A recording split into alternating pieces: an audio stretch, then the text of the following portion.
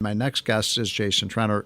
Jason, as you know, if you're a regular listener to the More Money Show, is the CEO of Strategas, and it is one of the top kind of political economic consulting firms in America. Jason, thanks for joining this afternoon. Oh, thanks for having me, Steve. It's a pleasure. So you just put out great research, and the one I saw, one of your more recent research papers shows that if you look at people's wages and then you compare that with the inflation rate over the last 5 years or so, that people are falling behind, and there is a middle class squeeze, or what my buddy and your buddy Larry Kudlow would call an affordability crisis.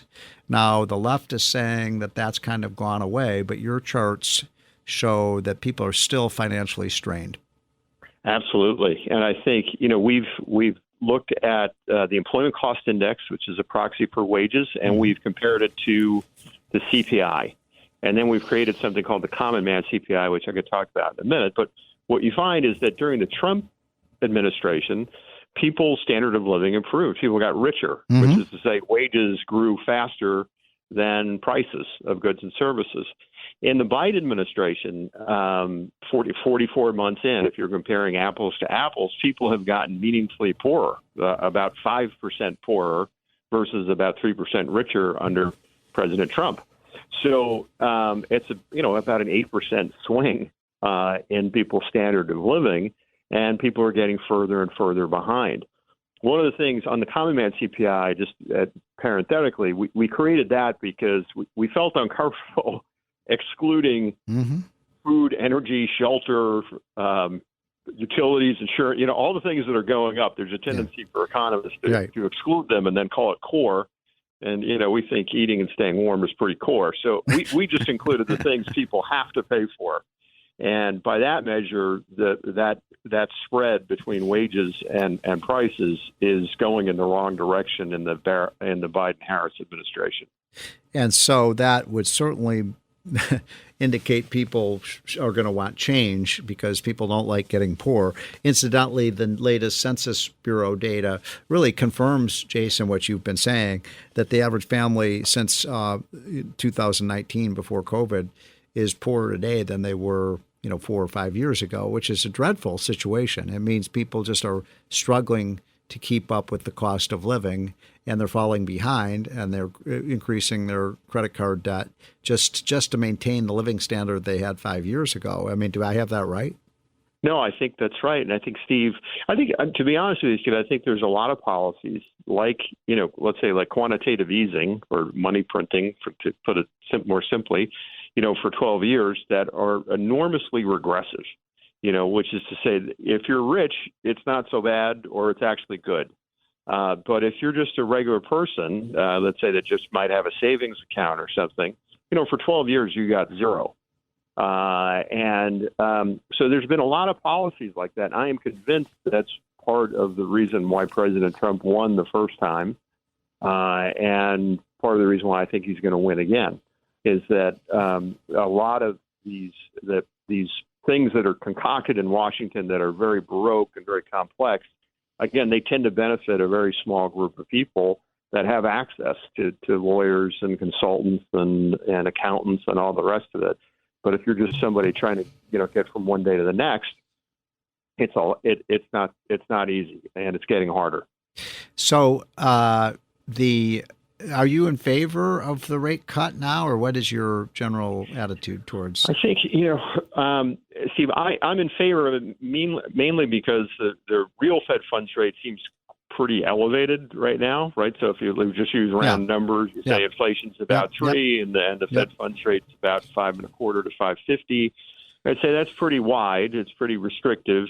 Having said that, if you look at a lot of other financial indicators, I would argue that at least financial conditions are pretty loose, right? Credit spreads are tight, and stock prices, generally speaking, are quite high.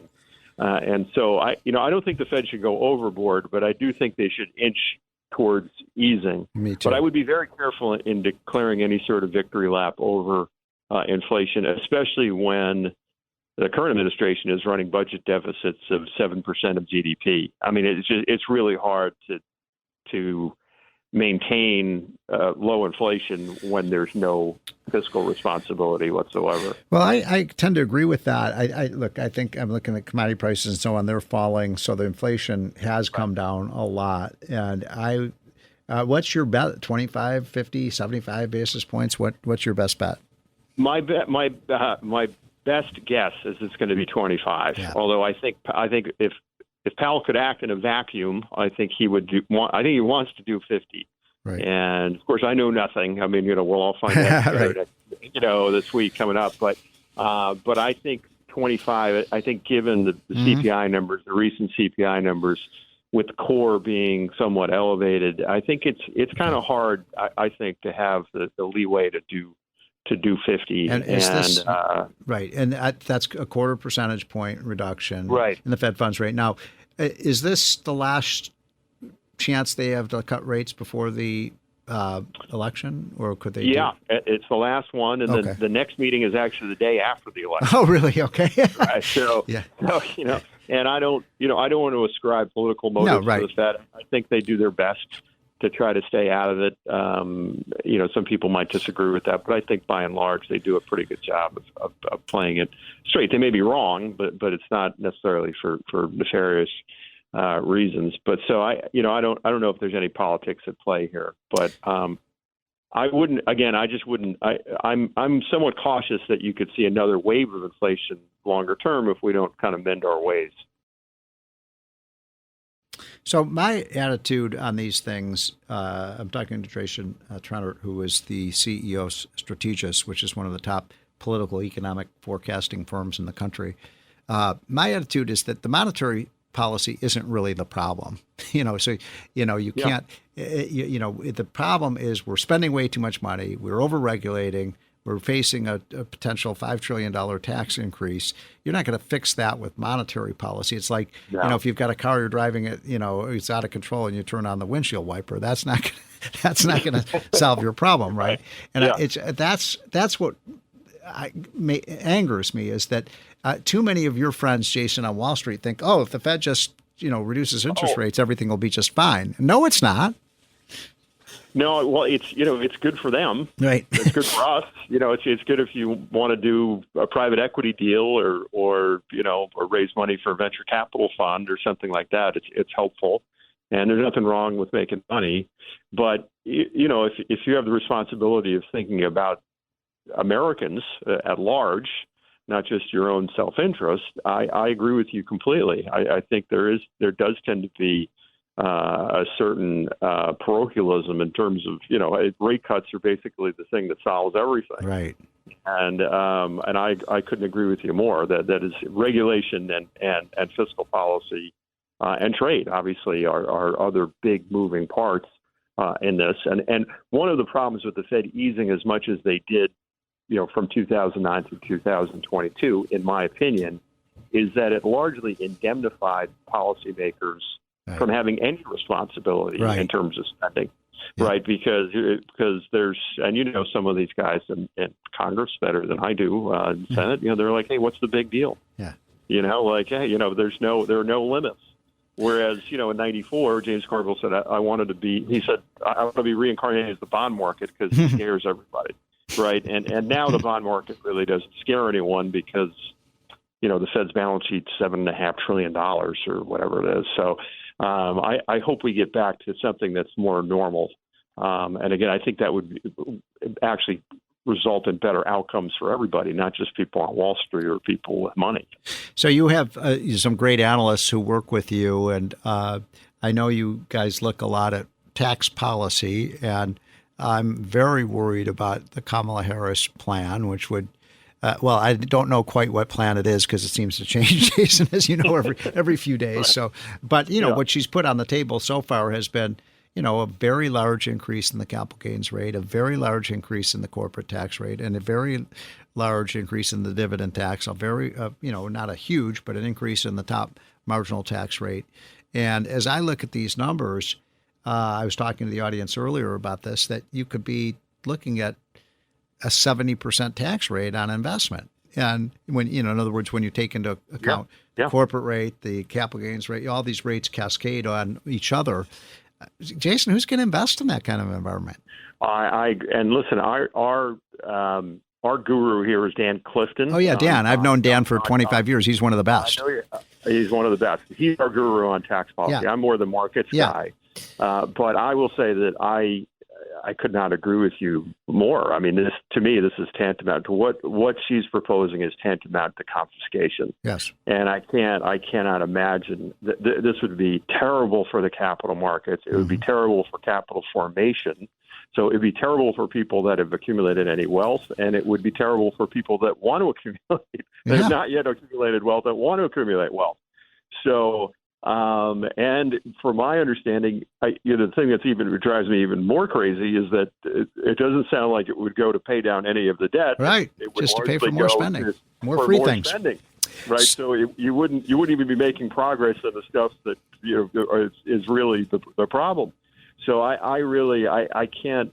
It sounds like hyperbole to say this is one of the dumbest ideas I've ever heard. But it's pretty dumb. I think it's one of the dumbest ideas I've ever heard. On the way out, Jason, because I know I don't want to abuse your time, but the question that I get asked a lot from my audience is, because I've been saying many of the same things you've been saying, so I'm glad you're confirming what I've been saying.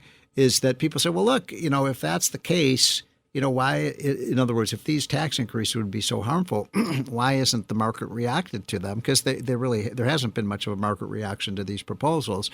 And then I'm told, well, that the reason the market hasn't reacted is because the number one, it's still probably likely that Trump is going to win. And number two, that even if Kamala is elected, those things are never really going to happen.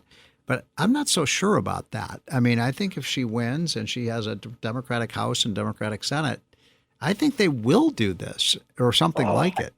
I mean, listen, we have some experience in this, Steve, right? The last 4 years, people were worried when Bernie Sanders seemed to be ascendant in the Democratic polls, and little did we know that Joe Biden would be just as, if not more, progressive than Bernie Sanders. So, and Kamala Harris is the most liberal, was deemed the most liberal senator in the U.S. Senate. So, I think you should take these people at their word. Yeah. I do think too, Steve, that it's little by little, it's starting to be priced in. Not a lot, and mainly because it's 50-50. But as you know, the market's not done particularly well in September here, right? And I think, I think investors, generally speaking, they don't want to make too many moves until they get closer to the election. But I think, if you had clear evidence that Donald Trump was going to win, in my opinion, the market would take off, would go up.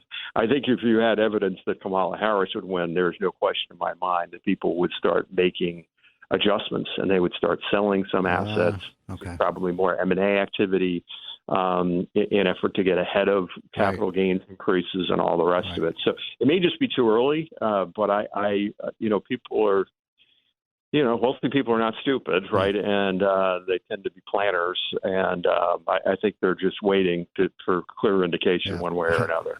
Well, Jason, I appreciate you joining us. That was Jason Trennert, who is the CEO of Strategas. Janine Pirro here for Colonial Metals Group. Colonial Metals Group helps Americans protect their future with the most trusted store of wealth in human history, physical gold and silver. If you're retiring or retired, go to colonialmetalsgroup.com/Pirro for your free Janine Pirro Colonial Metals Group Retirement Protection Kit, or call 800-965-8004. 800-965-8004 now to receive a free home safe and up to $7,500 in free silver.